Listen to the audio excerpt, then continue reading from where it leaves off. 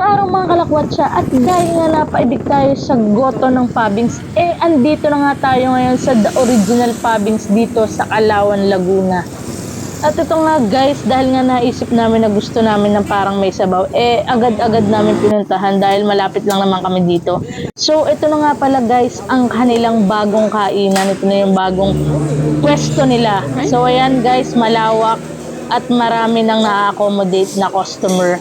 Siyempre, pagdating nga natin dito, agad naman tayong pumunta sa counter para mag-order ng ating takeout at mag-antay dyan sa Agedli.